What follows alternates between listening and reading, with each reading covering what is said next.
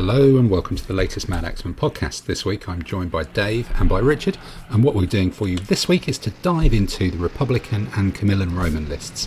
These are two of the classic lists of history, Romans, big red shields, all that kind of stuff, but also they're two of the lists that many people pick up when they start and eventually throw away. They can't quite make them work. So we've given ourselves the challenge of trying to turn both of these famous yet notoriously difficult to build lists into proper viable lists for in period and possibly even slightly broader competition. And that's what we're going to do for you over the next hour and a bit. So sit back and enjoy the podcast. This means war.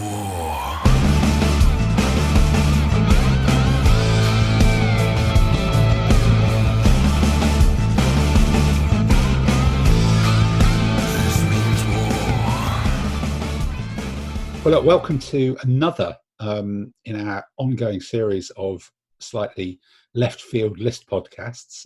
Maybe it's a new specialist subject after our trying to make hoplite armies good last week. We're going with another classical era classic. It's those early Roman lists this week that everybody kind of starts with and everybody's got. They're the war gamers staple.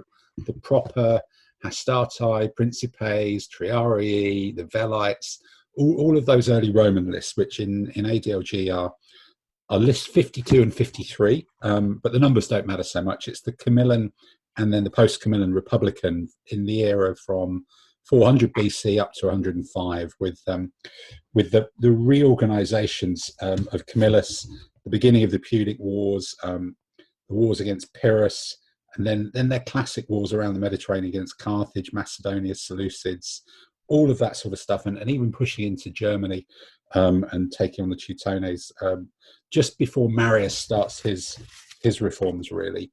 So there have always been, as I say, lists that everybody's got.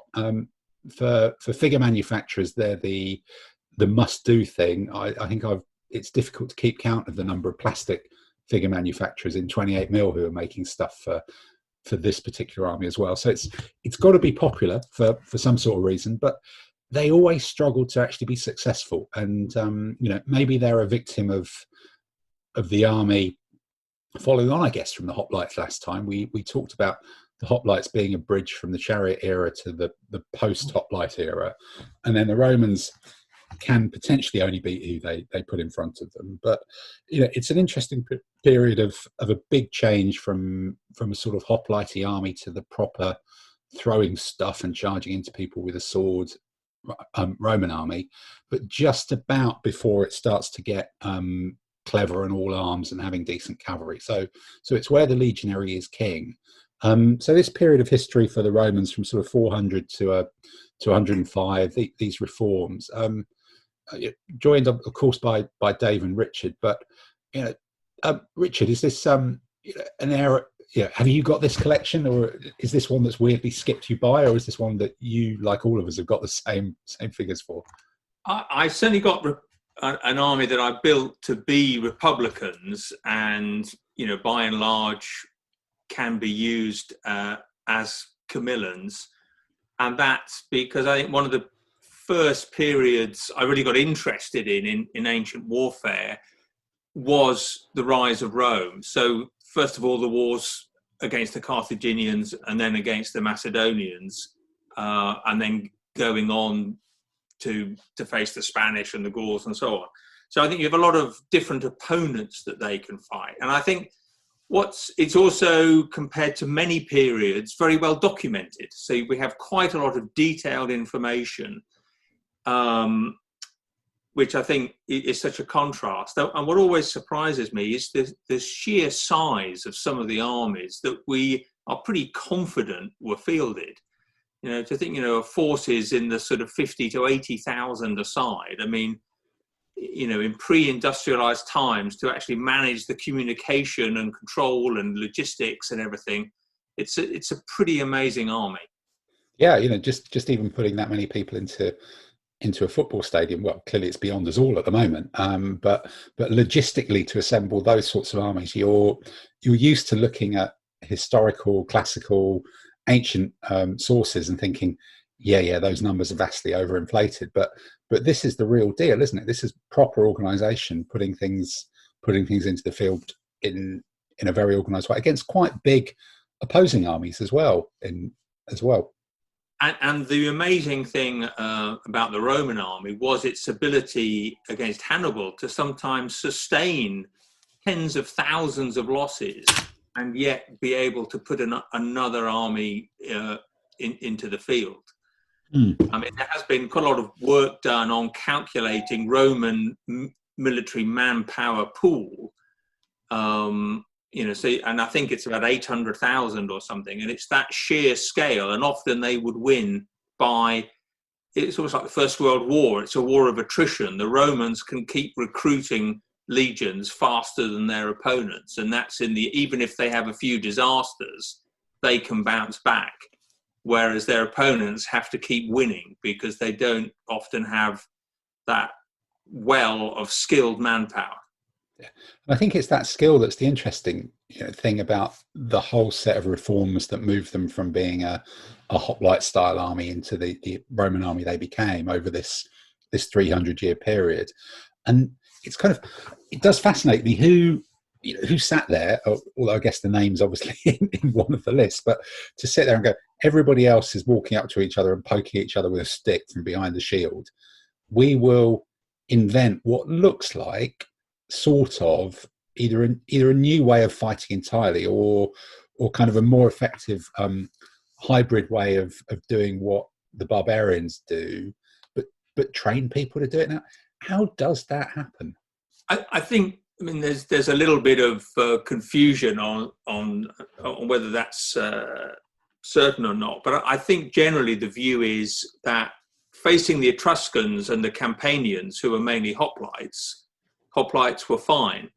But it's when you start to face the people in List 47, the Italian hill tribes, the Samnites and the Oscans and people like that, and you're fighting them often in more broken ground, and some of them are using peeler-like weapons that the Romans are forced to evolve. Often they rarely originate. They're a bit like Apple.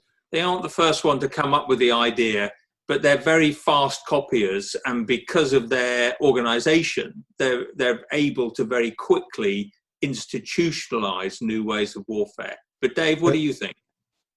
Oh, it's definitely. So, I think the thing to say is that, like the armies of Alexander, we know a lot about this period from Polybius, who's a Greek historian. He writes later, but he tells us about the reforms under Camillus, which changes them from a sort of semi-historical hoplite form of warfare.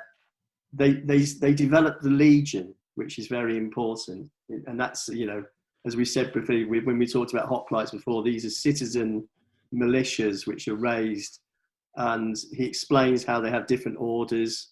So you have the light troops come from the cheapest, lowest class of people. Then you have 3 ranks of infantry, hastati, principes and triarii, depending on how much money they have, with the hastati being the most. So that when it begins, they're all hoplites, and it's interaction with the Samnites and being defeated by the Samnites on a regular basis, which leads them to change their tactics and develop the front rank, the hastati, into sword troops, and fighting, as Richard says, they fight in a more open order. They form a like 5 points of a 5-sided, 5 on a dice. They split up and spread out so they can fight over broken landscape, and this is where you get the classic legionary who fights in a 2-meter square, whereas a hoplite stands shoulder to shoulder, shield to shield with his mates. Now we're talking about individuals fighting in an open order and fencing, and in actual fact they're fencing. There's, that implies almost this, a massive step change in competence, to train someone to stand shoulder to shoulder, overlapping shields, and poke a stick at someone while you all shuffle forward. I'm slightly dissing the hoplite world there, but to actually be able to stand in a space and use a shield and a sword and fence and do so, that is such a massive step change. Was that a cultural thing? How was it? Just economics, culture? What tipped the balance on that to enable that to be done at scale and move from these kind of levied, but it's a kind of thing that you do citizen armies of shoulder to shoulder, but we only really work in a group, to this more individual fencing style, but done at scale? I think if I start that, I think Richard's right. There's also a factor of we're shifting from an army of maybe 5 to 10,000 to armies which are much larger.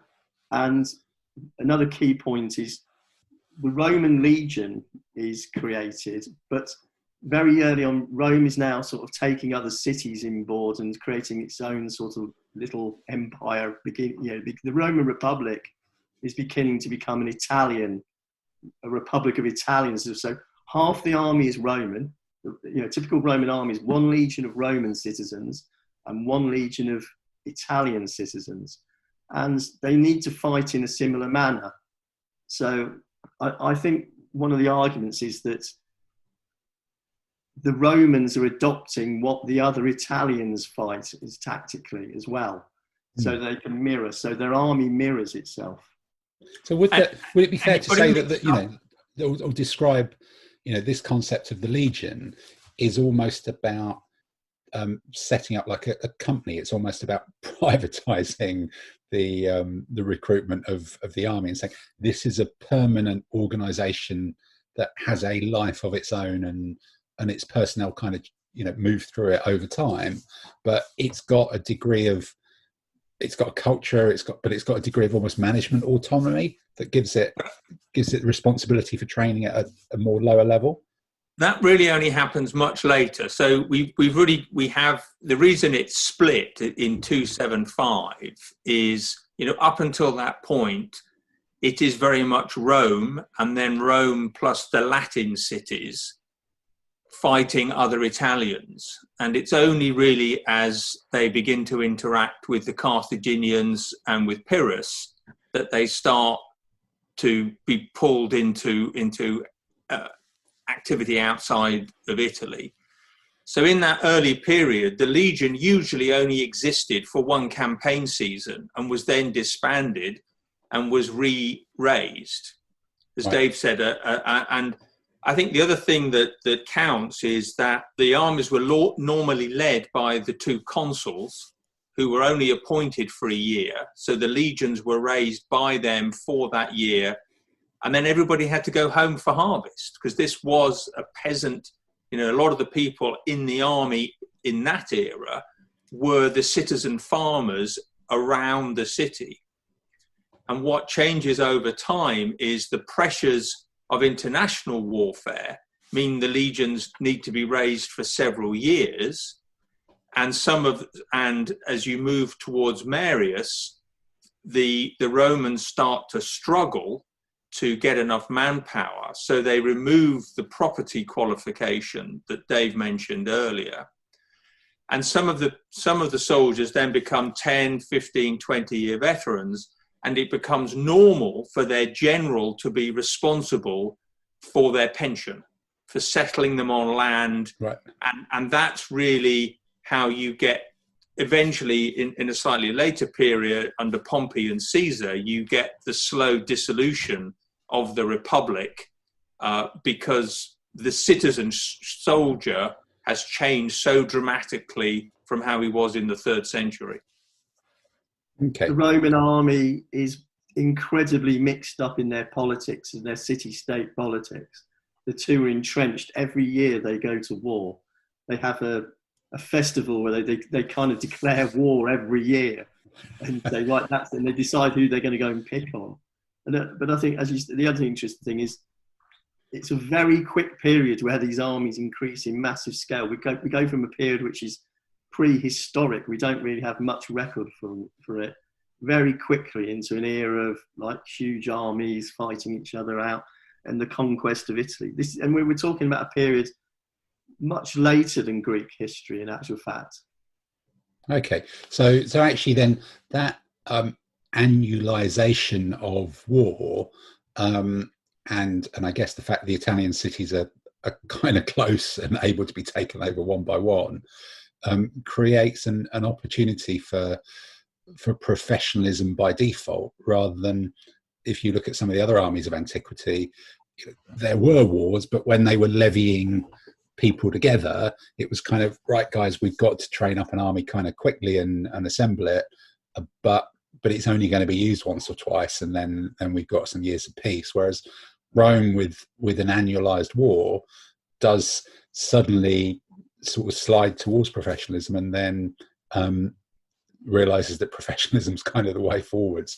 Although whether it's real professionalism or whether it's land grants and just experience is a semantic point in some ways. I think it's that there's enough wars that certain people begin to see war as their profession. Yes. Right. Okay. That's probably a good way of doing it. Well, look, let's move on and look at some of the lists. This means war.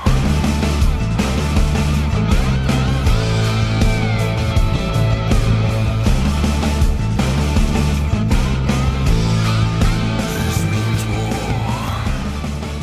So, Dave, let's do this in order. There's some weird alphabetical order thing going on here. So, this is your Camillan. We're going to look, actually, in this podcast, we're going to look at a Camillan army each and a Republican Roman army each. We're potentially, although I think, Richard, you are not, but we're ignoring the advisory on structure. Certainly myself and Dave are. That is purely advisory in the army lists. And we've also set ourselves the artificial constraint of we're only allowing one ally across either of these two lists. So either the Camillans or the Republicans may have an ally.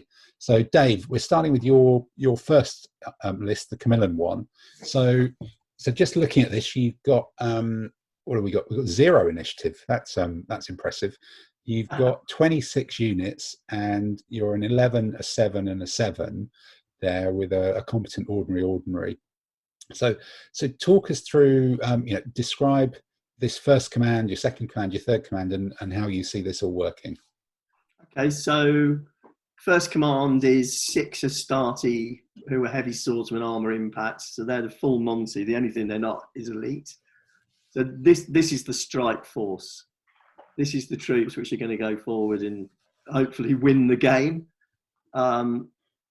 They're wide enough to be as wide as anybody else's command. 6 wide is as much as a general can do. The general's included just to save points. He sits behind the line. He's going to be sitting there behind the line. I've got javelinmen, as I keep nattering on about, to give width to that command, and a couple of velites who are there just to give width to fight in front and to take terrain.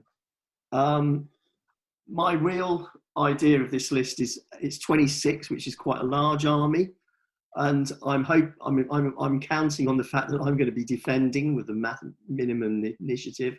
I'm going to look towards having quite a bit of terrain.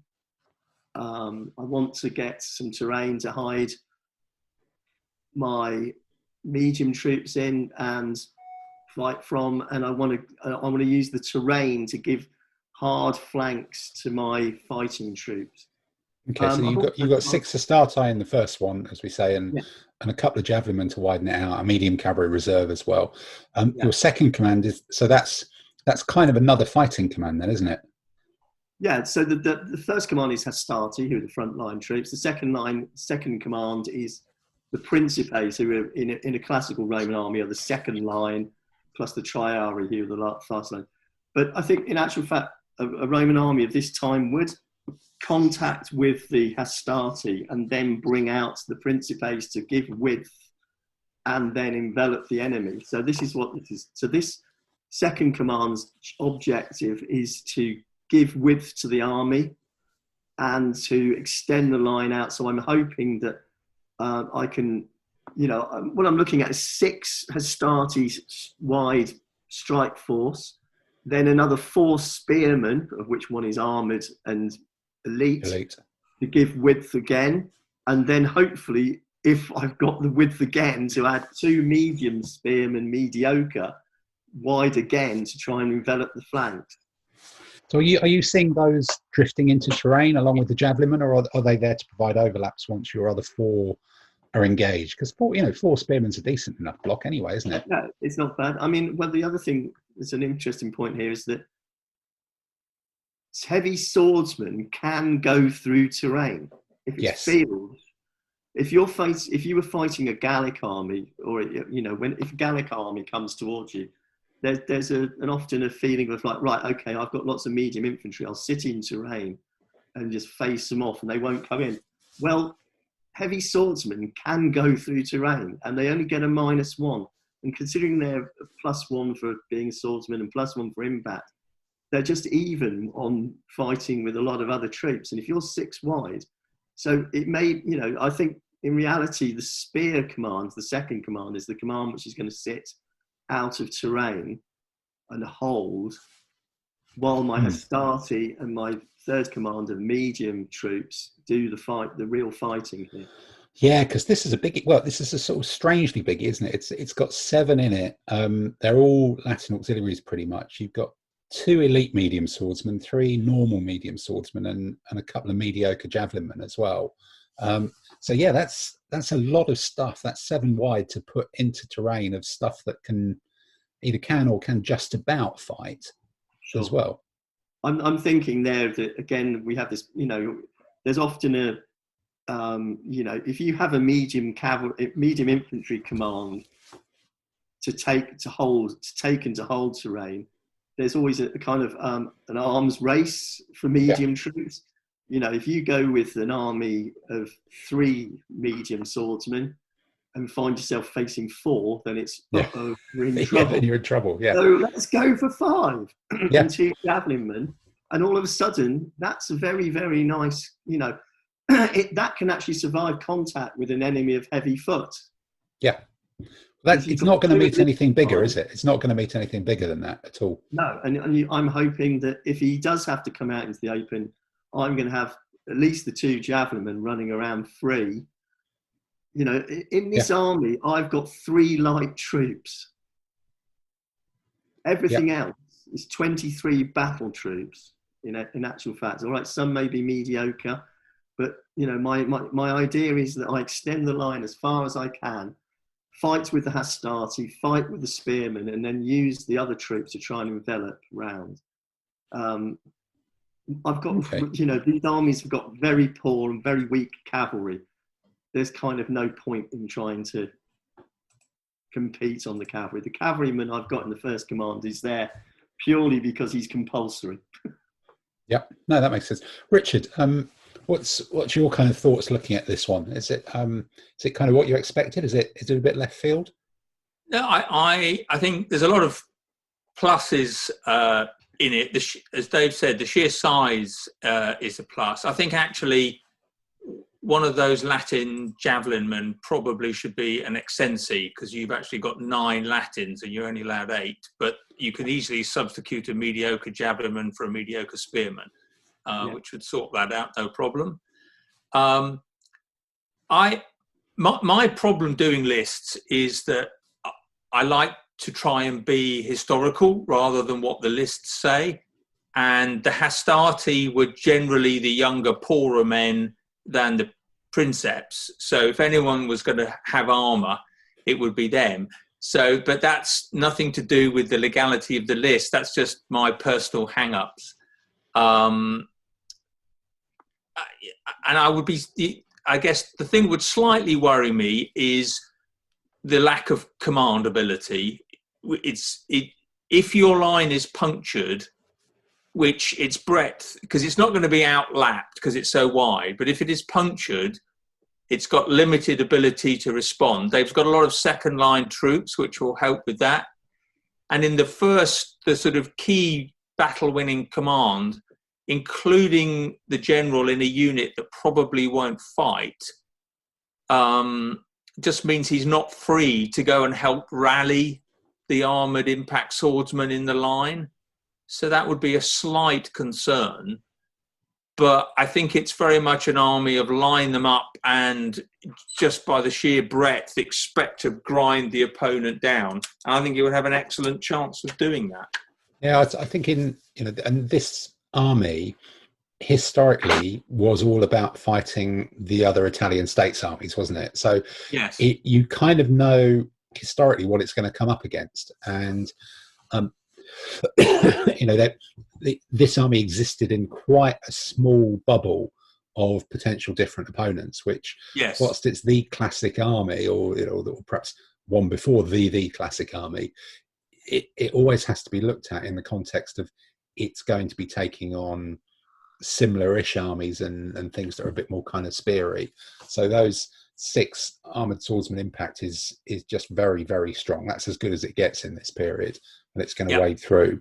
And as you say, 26 is very significant. I do like that final core with 2 are mediocre, but 7 wide.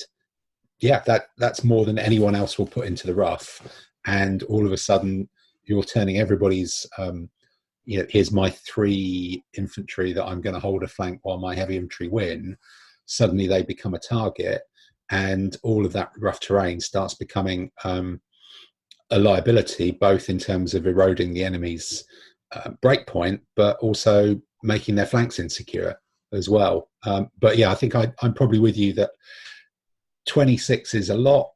Whether 25 and a bit more command and control, or 25 and not making that guy included would be a thing. I'm possibly a bit skeptical about the Essenzia's medium spearman mediocre. I think that might be too many layers of not very goodness sat on the shoulders of one particular troop type. There's possibly other ways of doing them, but it's a big army, and it's got a couple of cute things, and shove those 6 Hastati in someone's face and put 7 medium foot through terrain on a flank, and those are 2 things that are going to be very difficult for anyone else to deal with. And that third command with 4 heavy spearmen, one of them's elite and armoured, that's going to hang on while the other 2 do their job. I can very much see that. This means war.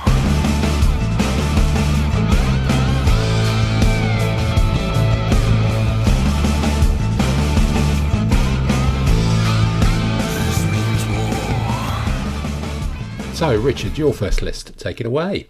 So the first command has, as you say, a legion. I've up armoured all of the troops in this, because again, I feel if you're up armouring the Hastati, you ought to up armour the Principes. So is that a tactical thing, or do you want them to say sod it, they're all armoured, or is that just your kind of stylistic? I want them all. That's my stylistic thing of saying, well, the Principes were richer. If typically the Triarii would actually afford mail, and the others would have various bits of bronze tacked on the front of them. Maybe some mail amongst the Principes. But I think also it just makes it easier to play the game. You don't have to think. All the heavy infantry are armoured. Boom. There's no question about, is this unit that? Have I got the right one in the right place? I quite like mixing the spear and impact, because if you do face, even in this period, if you face an army of whether it's Gauls or Carthaginians with more mounted, you've got the swordsman impact to take on warband, but you've got the spear to take on mounted. So each command can stand in the open against almost anything and have a survivability and a threat capability. Yeah, one elite armoured spearman will really make the anti-mounted capability of a couple of swordsmen, even if it stood next to them, better. But yeah, with 3 armoured spearmen, one of which is elite, you get them in the right place, you're absolutely shoving away a lot of mounted. But I guess at the expense of Hastati. Yes, but they had legions. I mean, there are times when, for numbers, you might want to drop 1, but I think to broadly respect the balance is in the spirit of the period, and for me, that's half the fun. Otherwise, why pick a particular? I don't always pick a list to win. I'll pick a list because I feel some level of historical interest in the army, and so I like to research it a bit and to take that approach. you can argue that the Bellites aren't fully useful if the heavy infantry is armoured, but it just extends your rough terrain capability, particularly since you've got mountains. And, you know, if you think you're going to face somebody with lots of medium infantry, you can discomfort them by putting down a few steep hills, and then try and dominate the open. How does this army get played, though? You know, because that classic structure say, yes, everything's got armor and we've got some different capability in each command, but how do you play this? Clearly the terrain is a part of it, because it's got that ability to contest rough terrain, and certainly your third command, which we've not quite talked about yet, with warriors and stuff, looks like a kind of a version of Dave's terrain command as well.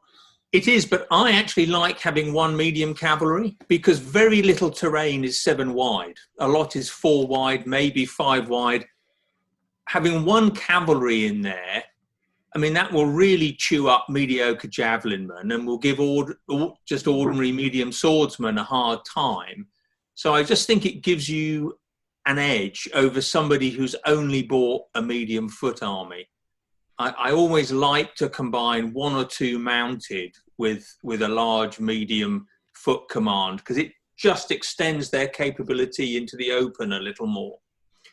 And it gives you a little bit more speed to get around the flank to threaten a camp if the camp isn't fortified.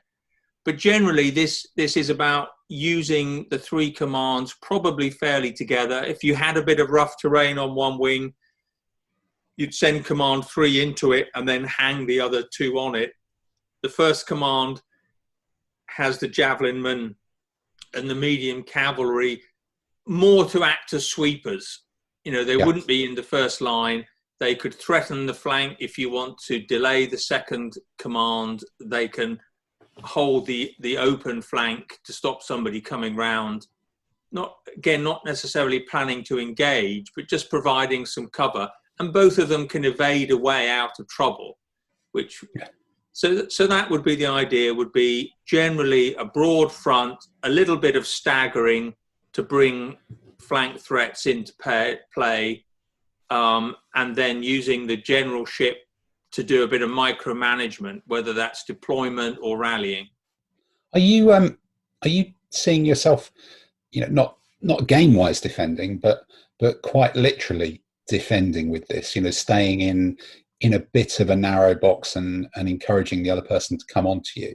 Because, and I'm looking in particular at that third command, which is your medium foot command, that you've made that general unreliable, which is, you know, it's kind of the Richard thing that we're all picking up. But that one, if you're going forwards or trying to envelop someone, that to me looks like a command that is going to, if it's unreliable, it could get left behind and could kind of mush that. And when I played against these sorts of armies, when they've been most difficult to beat, they've been playing kind of defensively and saying, here's our frontage, come and give it a go. How would you play it? On the front foot, back foot? Well, I try and be very disciplined. If I take an unreliable general, knowing that that's a risk. So I would tend to deploy the camp towards it in order to not have it be isolated. And I just don't advance. If I've got an unreliable command, I don't advance until it becomes reliable, either by the enemy moving on to me, or that's the reason I've taken a brilliant C&C, so that I would hopefully have the ability to give it the extra dice to get a 5 or 6 rather than a 6 to become reliable. And it's a slow army anyway. Most players, if you don't advance, will advance towards you. The disadvantage is that they can choose where, and they can mass against you, and you have limited ability to redeploy. And that's where deploying on the table in the terrain is such a skill that you have to develop. Okay. Dave, what's your thoughts on looking at this one? You know, I think the differences are that this has got a lot more commands, a lot more, you know, I think we're talking about who's going to be on the offensive and who's going to be on the defensive. The army I've chosen is completely designed to be completely defensive. and to defending mountains in actual fact.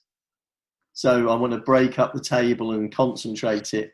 And as Richard says, you know, you're going to use the velites, the light infantry javelin. If you've got them on steep hills, they're virtually impossible to shift. If they're uphill, on a hill, on a steep hill, they can't be shifted. That'll hold down a flank. And I think that's going to work here with this army as well. I agree with Richard. I think it's good to do it historically. I think it's, you know, having them all armour, I think that's fair enough, and I agree with that. Yeah, I just think my army's just slightly bigger. Yeah. And that's the kind of difference in the concept, I think. That's all. You know, Richard's got a few more light troops, a few more cavalry. They're very similar in such and such ways. One of his advantages is he's got a lot more armour in the army. Yeah, and that's going to give him a lot more punch or a lot more resilience, kind of going straight through the middle, isn't it? But I think it's an interesting thing about both of these are sort of designed to operate quasi-defensively, you know, either defending in game terms or what you're trying to do is create a narrow frontage so that quality can actually apply. And you know, it is possible to do, but you do have to get that mountains. If you fall into other terrain types, there's just a bit more space for people to kind of, particularly out of period, or if the period starts to stretch, to suddenly roll this thing up. You know, it feels, both of them feel like they kind of need the table not to be 30 base widths wide, and that's quite important to them. I think that's definitely. I mean, if you were fighting in plains, I think then you are looking at your medium troops and your heavy swordsmen going through the terrain, you know. Yeah, it's a big game of attrition. What you don't be fighting against is cavalry armies who are going to envelop you and do things like that, which is always, in this period, whether it's Carthaginians or Romans, their biggest fear is someone who's got the mobility to get around their flanks. Yeah, and I think somebody, you know, yeah, that's it. There are a few cavalry armies, but this Camillan is just a sort of smidge before the Carthaginians, isn't it, really? Yes. So maybe it just isn't really geared up towards doing those, and it is designed to go on and take on those other Italian states and take them on frontally. And if you can squeeze the table down, that's a good way. Okay. This means war.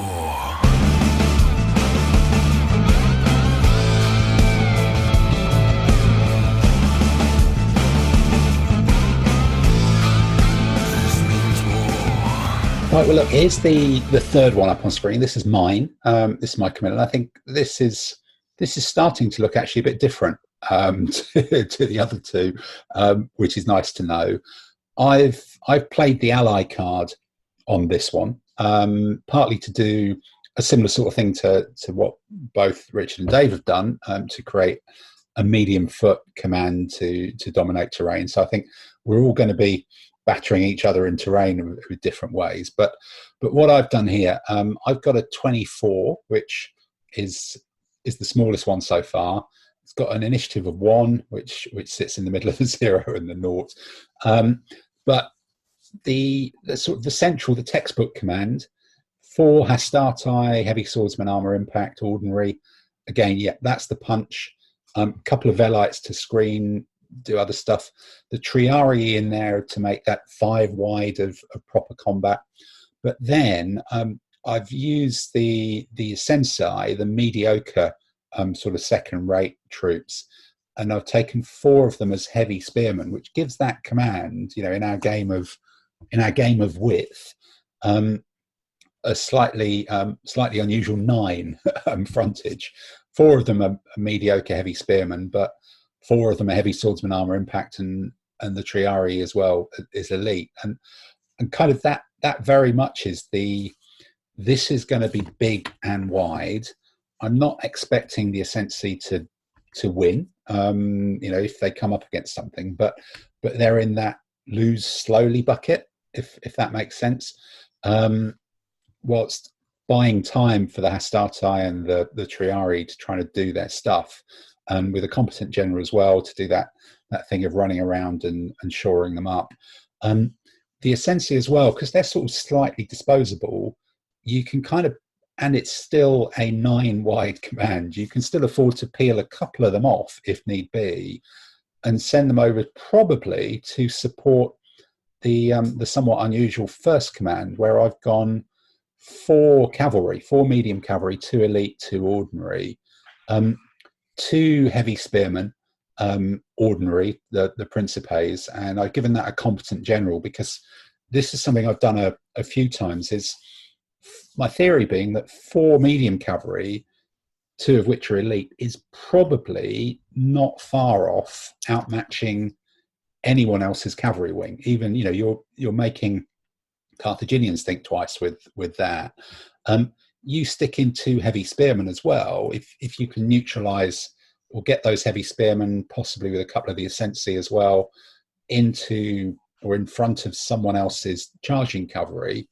Suddenly you end up with either a 9-wide infantry centre, or potentially kind of a 6, 7, 8-wide cavalry and anti-cavalry flank there, with 9 and 6, 15 wide there. Then the third command, I've gone for the Samnite ally, just because I think medium sword impact in a world of medium sword, or mediocre javelin, even better, is just such a great extra bonus, and having impact medium swordsman in the list is kind of a cute thing. 3 ordinary, 2 elite.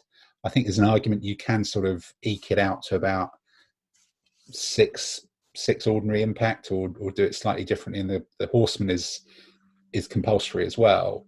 But again, I think I've done exactly the same as you with that third command, and said, look, here's a command that is going to go into terrain, but I think this army is a much more aggressive. It is about enveloping 2 flanks and hoping the Hastati, netting off against the Ascensi, get a sort of small net win in the middle against a big infantry centre, but then the 2 flanking forces are there to win and start to envelop, which is kind of counterintuitive for kind of the way that this army is normally put together. So, and I've used it a couple of times on Tabletop Simulator. One time it worked very well against a sort of Hellenistic successor army who kind of all those things worked, and then one time I used it against an early Carthaginian army and simply didn't get the terrain right and got the deployment wrong, and the Samnites ended up in the middle and in the open and got run over by cavalry, and the game was over in not very many turns at all. So it was a bit of a mess up on my part, because it is sort of dependent on having everybody wanting to put some rough terrain down and contest stuff. So that's my kind of quite different way of doing it, that does still sort of depend on the Hastati and the Triarii and doing things, but uses the Principes spearmen as a support to make a weirdly big cavalry command. Stunned silence. I think that looks very nice, actually. I mean, I would be tempted, I think, to actually think about moving 2 of the Ascensi into the first command, because you're going to need you're moving with 2 pips anyway, 1 for foot and 1 for mounted, and 9. If you reduced command 2 to 7 heavy infantry, 1 in the second rank, you would just increase your speed.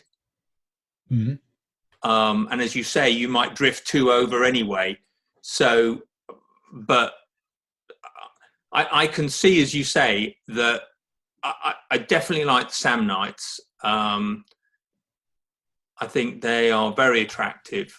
And by using the Ascensi as heavy, I think, as we had in the hoplite discussion, I think there's a lot of merit in that as well. Yeah, no, I can see that putting, I think possibly with the, there's a bit of psychology, or certainly when I deployed it, there was a bit of psychology that I dropped that first command down. Sorry, that second command, I dropped down first, and people are like, oh my God, that's enormous, and 4 of them are rubbish. What the hell are you doing?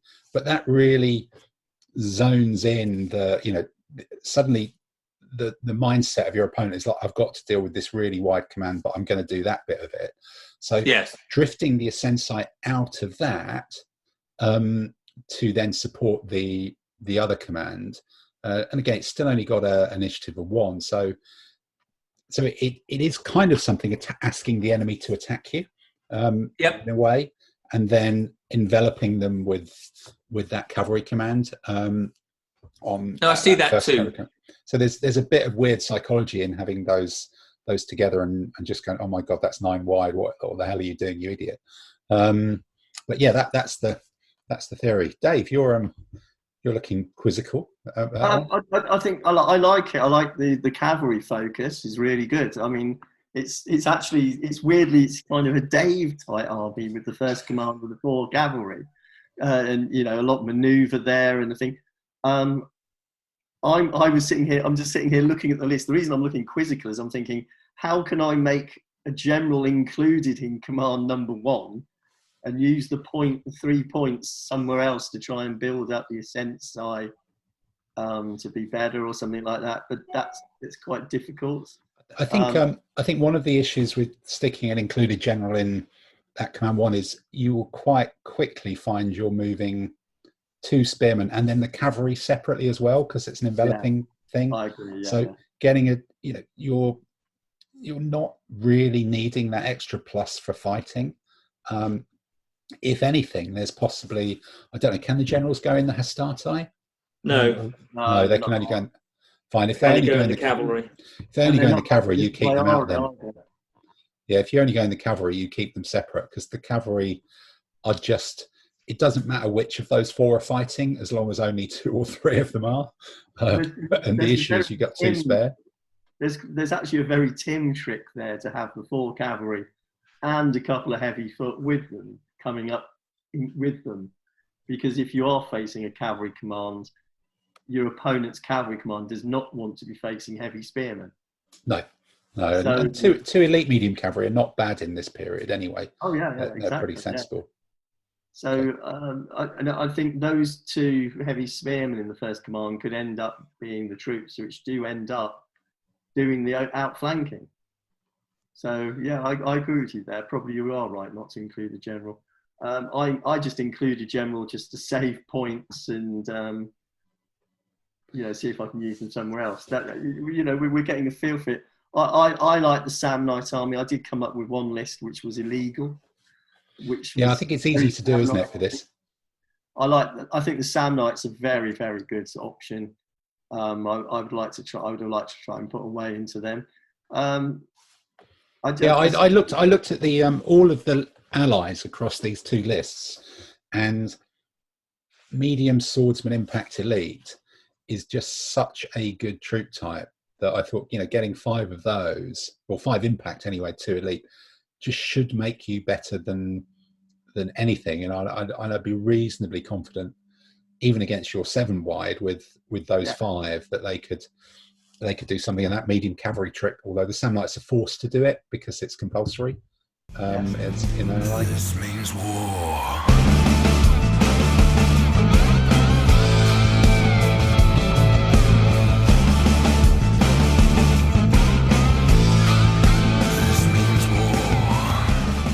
We've covered off the Camillans then, and we're now moving up a few hundred years to the Republicans. So this is an army that starts to get more toys, but is still built around that same core. And Richard, let's start with yours. You've bumped the initiative up to 3. I'm looking at this and guessing that's possibly we're allowed 2 new medium cavalry somewhere. And you've bumped the element count up to 27, which is starting to get pretty chunky as well. You've got a 10, a 12, and then a micro command of 4. That's a couple of cavalry and a couple of light horse. So your 10 and your 12, talk us through those. They've both got brilliant generals as well. So yeah, I mean the theory of this army is start with a micro command first in a way. That's as a 4, it can all be hidden behind a hill. It can flank march. And although it's not brilliant, by making the general elite and included, against a lot of the in-period opponents, that's got quite a bit of punch. And the light cavalry allow you to delay or go for a camp or whatever. I would normally then deploy Command 2 in the middle. And that's the one with, that's the one with the elephant. That's the elephant. Okay. So you've got this with that legion structure as well. 4 Hastati, 1 3 RE. Very much stuck to the legion structure. So this has basically got a legion and some allies. Depending on the terrain, what I would normally plan to do, though, if I felt my cavalry were likely to be outclassed, which is very likely against, unless it's a sort of infantry-led opponent, I would put the 2 impetuous swordsmen in the tiny Death Star next to the cavalry, just to sort of put off a stronger mounted opponent, then have a legion, and then have the first command with the mediocre legion, with the 2 medium swordsmen able to hold a bit of flank. That's so right. I would, for my terrain pieces, I would be looking to put down small pieces, towards minimum size, 2 to 3 wide, rather than going for big pieces. This is an army which will spread over most of the table. I think it can, it isn't 30 wide, but it can cope with a 30 wide table fairly comfortably, unless you're facing Mongols or something. I've saved points by going for a hasty legion and having 4 of the legionaries be mediocre. That's in your first command, isn't it? Yeah. That's in the first command. Again, it's got a cavalry and the 2 medium swordsmen, again, to act as sweepers. It's just this theory of you put the heavy infantry in a line and you advance, and then the sweepers can move to terrain, they can move to outflank, they can support another command, which is why I've only included a general in the micro command, where again, if he dies, there's probably not a lot left to command anyway. Yeah, no, I suppose so. And those mediocre, heavy swordsman impact mediocre is kind of an intriguing troop type, isn't it? Because mediocre does only kick in if you roll good dice. And heavy swordsman impact are going to be on a decent factor against most things, and they've got resilience. So it's a kind of, the higher factor you start with, the less important mediocre is in some ways. Yes, and you're hoping to win on the first round, but at the end of the day, I see that legion as it's there to die slowly, a bit as we've had some comments before. I'm not expecting to win with that. And again, that's why I've made that the unreliable command, in a sense of, if it goes unreliable, well, my opponent probably will be wants to in fight a dilemma. it. Does he attack it or not? Because it's the weaker one. So again, I don't really mind whether it goes, unless I've deployed badly, I don't mind whether it's unreliable or not. And then that second command, as you say, is almost the textbook classical era 1 general, 2 movement units of a Death Star plus a couple of bits, and then 5 heavy infantry as well. So you've really got 4 solid movement groups there, and a couple of sweepers as well. That does, even if you start to spread them out or they drift, one base width or so either time, you are covering quite a lot of table with your 27, of which only 3 of them are 5 of them are light infantry. So you're kind of 22 of stuff that is just about 21, because one's in the camp. Oh, one's in the camp, isn't it? 21 to do that. All right, Dave. It looks like a very solid. You'd be happy taking on Carthaginians and other people with that. Actually, even some of the classical ones. Dave, what's your thoughts? I would worry about. I get the penal legion, the heavy swordsman impact mediocre. I would worry about them. I think having 2 of them as mediocre is one thing, but having 4 mediocres is trouble brewing. and especially if it's an unreliable command. If that is towards one flank and is unreliable, then something's going to manoeuvre to a point to get right round it, and I think that could end up in big trouble. I presume, Richard, that's going down the centre? No, that would be on a flank. Yeah, so if it's got a hard flank, it's not so bad. If it's on a coast or something like that, it's okay. But if it's hanging out in a flank, it's got a bit of trouble to it. Somebody could manoeuvre past and actually charge in with the cavalry. So, yeah, I think we've both gone for the elephant just because it's there and possible. Yeah, the elephant's a tease, isn't it? It's so obvious that you want to have it, but it is still a mediocre elephant. But it's got those impetuous sword either side. It's a pretty classic Death Star. But it does. If it's got impetuous troops, it means you're going forwards with those, doesn't it? Yeah, I think Richard's list is one maneuver. The interesting one is the cavalry command. That's going to manoeuvre and really go for a flank. I would wonder if he's got enough actual impact going forward with just the 4 heavy swordsman impacts. And I would deeply worry about having 4 mediocre heavy swordsmen. I suppose it's because that middle command's got 4 Hastati impact, which are good. Triari's 5. The Death Star takes you up to 8. So you're going in with 8 things there, plus a couple of the heavy cavalry are pretty good. But it's whether those 8 have got enough speed to punch through, and then your mediocre guys.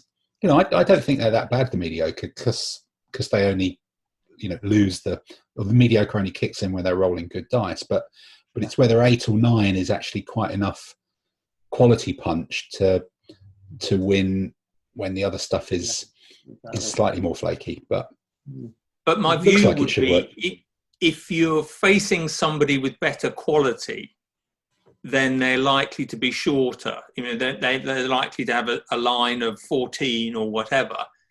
And at that point, I would hope that those 2 medium swordsmen would be beginning to threaten the flank. I had a game on TTS with it against a Carthaginian army, which had loads of cavalry and armoured infantry. And, the elephant neutralised the opposition cavalry. The better legion took the brunt, but then actually the mediocre ones came in with overlaps and won.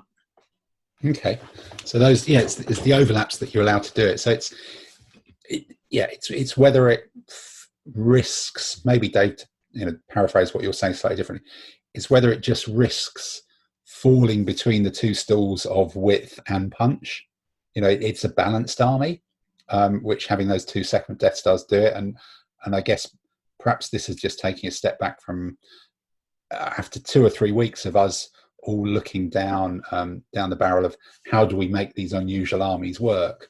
We've sort of got a bit to 2 extremes of you either go mega punch or you go mega width, and seeing something in the middle that's got balance and flexibility is possibly kind of a bit of a reset button. So there's a lot of stuff you could use here to create those overlaps and opportunities, and it's just getting back into that mindset of this is an army that's got enough toys to be played with rather than running on autopilot.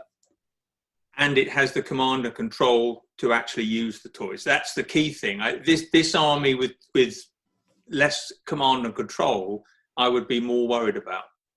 Yeah, because they do start to get some good quality generals into these particular Roman armies in this era as well. This means war.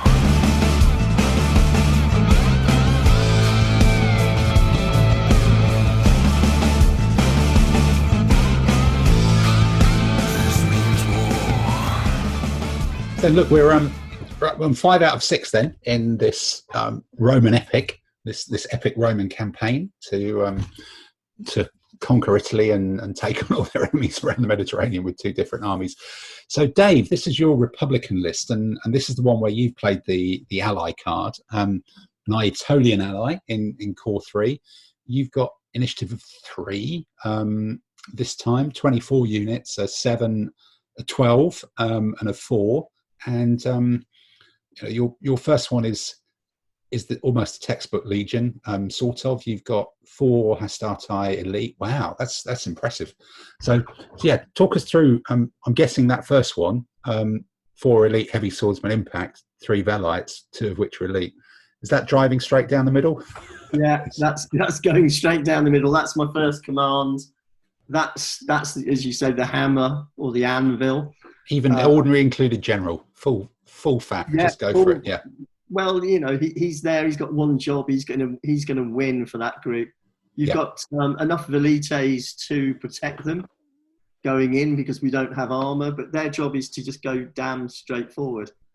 There is one other option with that one, which I was hoping, if I was going to fight in mountains or something, I've got 3 velites there, 2 of which are elite. They can hold a hill with a steep hill or a piece of difficult terrain without any problem whatsoever. So they can hold a forest. They can sit in an ambush in a forest. They can sit there whilst the Hastati go forward on their own or something like that. So there's an option there to hold a flank with that command. Okay. Then the second command is my strategist. So here, absolutely, all the choices. The idea is that this command is going to be able to operate in effect as 2 commands, if need be, if probably in likelihood. And your Death Star's got the extraordinary medium swordsman armor elite rather than the impetuous impact foot. Then, well, so you've got armor. You've got. It's got. I mean, for the first thing, the elephant's got a elite Cretan to protect him. So I'm hoping that elite Cretan will get my elephant closer to the enemy than most. Because the one thing you don't want is your elephant to be shot at by other people. Not a mediocre one, yeah. I mean, if the option is there to have the elephant, I think I've got an option here.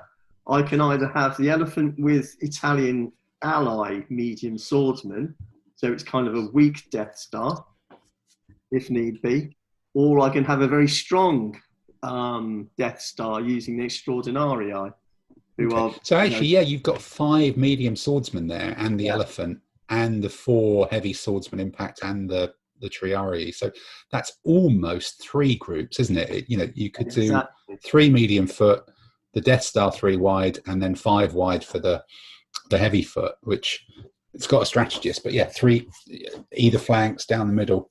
There's a lot of combat width in that one. I think there's a lot of options in there. I mean, that's when in this area of periods, the Carthaginian can be quite flexible. I wanted to put quite a bit of flexibility into this army, and yet that middle command has still got 4 Hastati, 4 impacts heavy foot in there as well, and a Triarii. So it's got, I've got the option of putting command 1. And getting myself with 8 Hastati together going forward, 4 of which are elite. So that's the option. The weakness of the army is that you then have the Aetolian ally, which is only 4 troops. But this is, I think, we've used this before as well, Tim, haven't we? And I think we tend to call it a dicking around command. It's a dicking around command, isn't it? Yeah. Absolutely, dicking around command. So you want to deploy this possibly last, and you want it to put it maybe a third of the way into the table from one edge, and all his job is just to slow down the enemy, dick around, cause problems.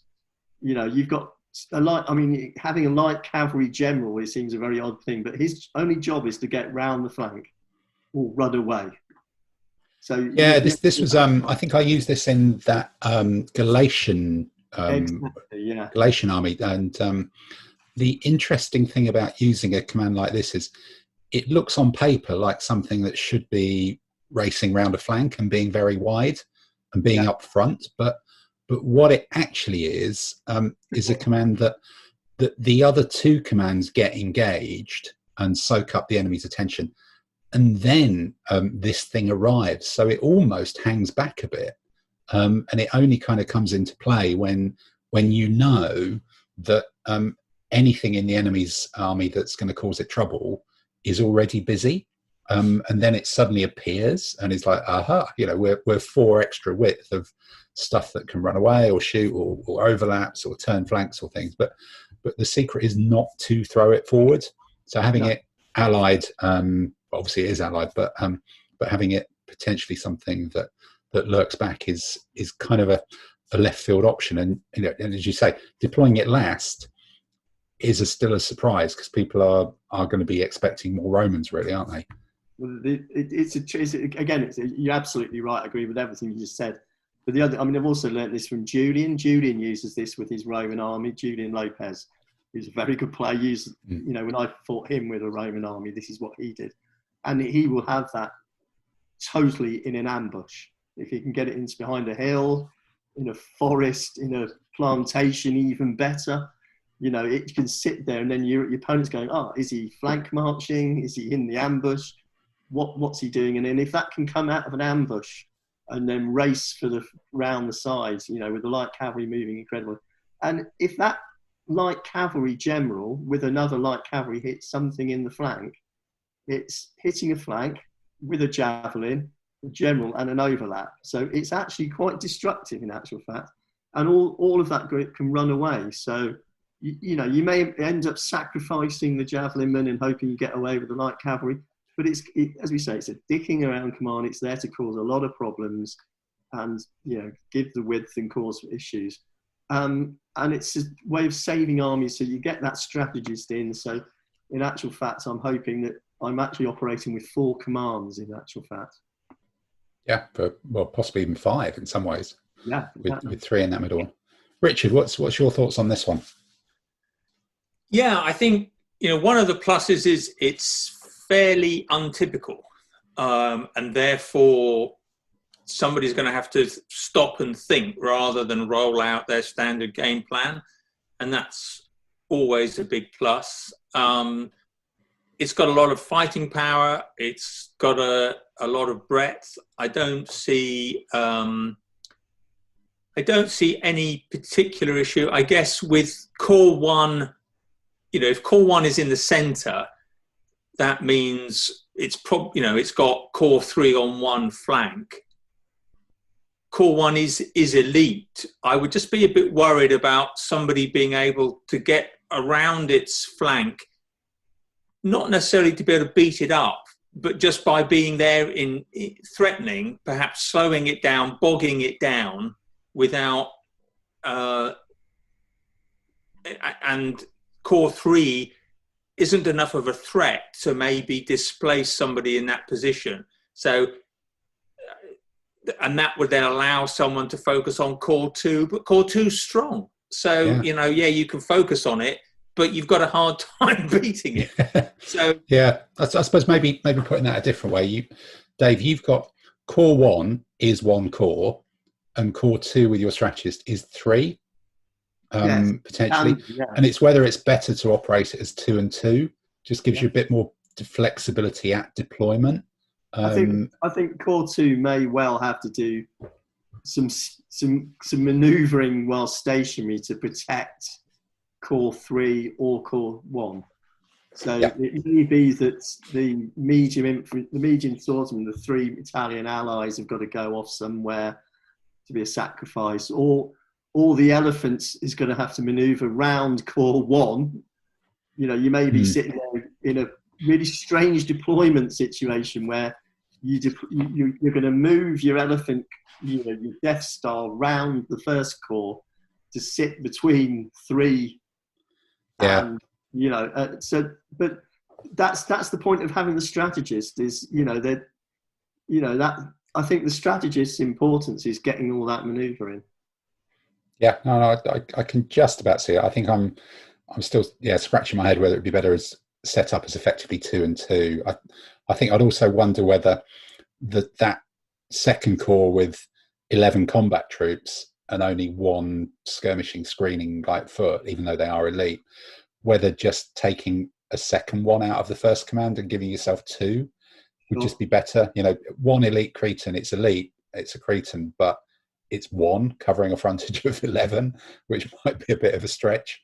But could get it's only there to work the elephants. It's only there to work the elephant. Yeah, you're just relying on the rest of them just kind of being in there. The other thing there is, you can sit there and say, right, the elephant just sits back, and then I'm going to come forward with 4 elite hastati, True. 4 ordinary hastati, 1 triari, and 2 extraordinary armoured medium swordsmen.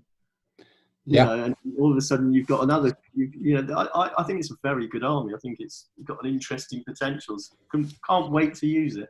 No, I must admit, I'm looking at this and thinking, because I've got obviously way too many for this. I think they're old glory Roman infantry, and I'm just thinking some of them need to be rebased as medium foot to possibly get a different shield pattern or something like that, so that they can appear as Italian allies or all sorts of other things, because they all look the bloody same, didn't they, really, in that day? Italian ally is always good fun to play with, because I'm increasingly playing with this sort of micro command who's messing people around. I do it with other armies, and it's actually just really good fun to play with. This means war.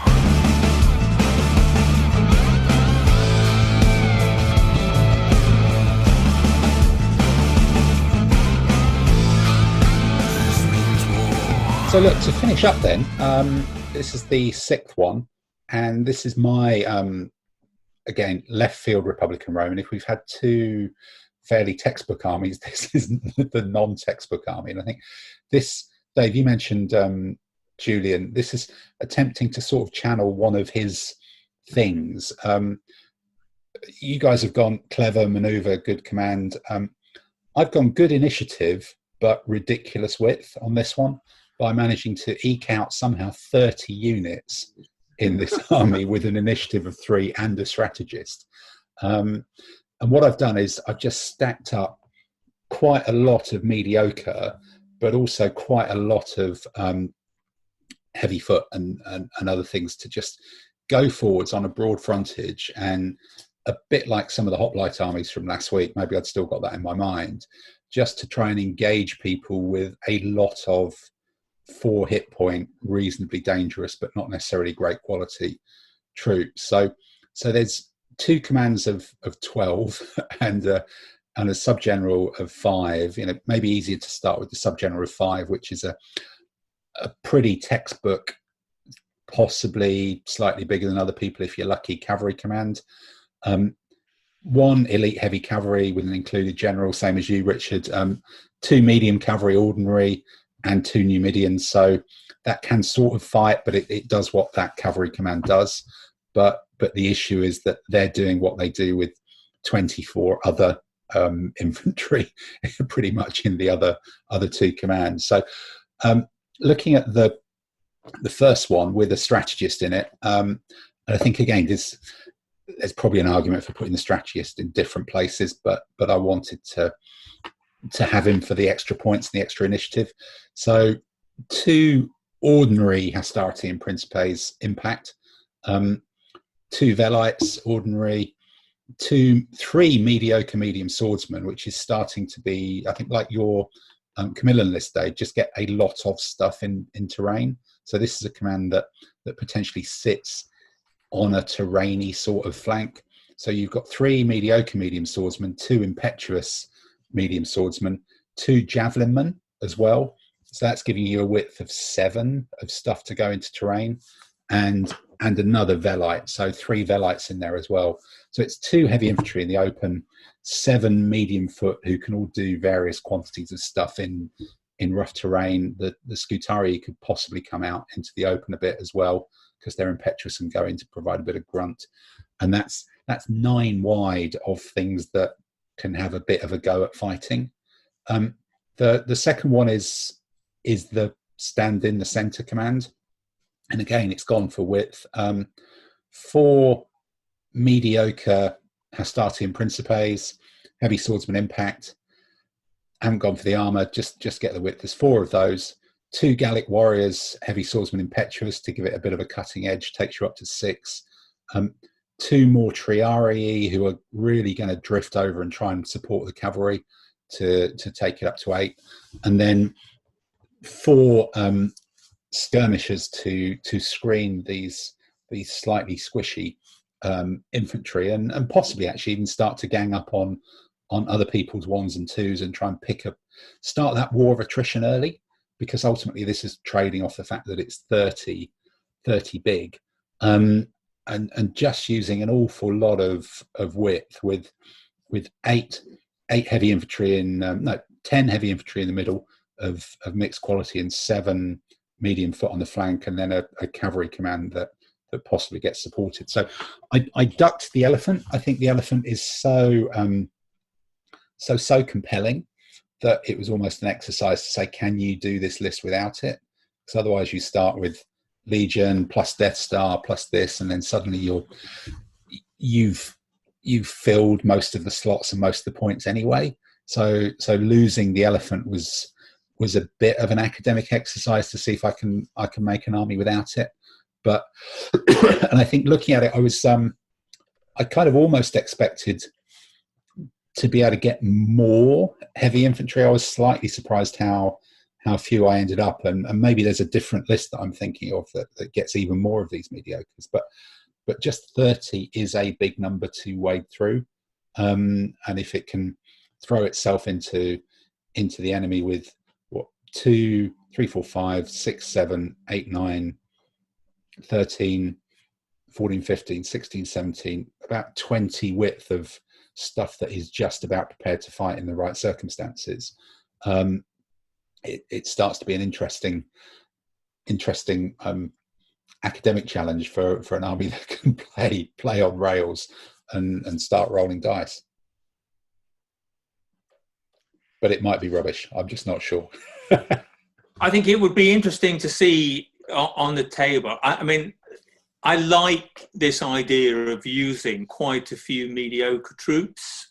I just question whether or not they work better with 4 really good troops somewhere in the battle line to really pressure the opponent rather than just attrition. And you've also got a slight problem in that you can only have 0 to 2 of the Spanish plus Ligurians plus Gauls. Okay. So you need to tweak it a bit. But as you say, you can replace them with mediocre heavy swordsman impact or whatever. But other than that, I think the concept is interesting. As you say, you take out the elephant, you replace it with more heavy infantry, and it's going to give people a hard time. The strategist gives you a lot of command and control. It would be that middle one. It doesn't have that much command and control. It's quite a lot of width, but you've got the cavalry on the outside. So yeah. I think that's the one that you're just throwing at people and letting them deal with it. In some ways, it's the one that can afford to lose, and you're trying to engineer more of a win on the flanks. I think strategist, the issue is to make sure that you do get enough terrain on one flank of a type that your massed medium infantry can go into, and it will draw someone else to put their smaller medium infantry group into it, and that's kind of where you start to win. You're asking people to deal with the central command, but it doesn't have to race forwards because you've just got so many medium infantry on that first command, and the cavalry side of it in period isn't too bad either, particularly with a couple of potentially those 2 triari, as I did with the first list, drifting out to support them to give you a 5 wide bit of combat against enemy mounted. So if you can pull people into that command in the middle and make them fight it further up the table, you are doing that sort of envelopment piece quite naturally. Yeah. I think if you've got a hard piece of terrain or a coast and you can put your unreliable general against that with your weaker heavy foot, and then you can put your strategist in the centre and your cavalry on the other flank, then you're looking at a very powerful army. I mean, let's face it, with 30 in the units in the army, you're not going to lose your army very often. It's a matter Actually, of that's a good point about the centre, because I think that's one of the things that it's very easy to forget. You can sometimes get kind of a rough terrain motorway down the middle of the table. And if you're dominating that, suddenly you're creating all sorts of problems for people who can't go into it at all. The challenge with this kind of structure is if you end up with quite a lot of rough on one flank and then another significant piece, say that's on the right flank, and then there's another reasonable sized piece on the left centre, which, you know, I quite often seem to end up, you've got no medium foot. If you've either then forced to put the strategist in the centre, or if you've got 2 and 3 and the enemy's got 2 or 3 medium foot in that, they've got a kind of castle that you're going to find hard to tackle. Yes, you've got the 4 light infantry, which can at least pepper him and keep him tied up. But every army has those kind of situations. It's all about, there's no army's perfect. And I think a lot of what we've been doing over the last few weeks has been looking at armies that you might take to a 3-game 1-day competition, where you create something that's a lot more lopsided than maybe you would normally do for a 2-day 5-game 6-game thing. Yes, because you're trying to catch 2 out of 3 people out, and you're not too worried.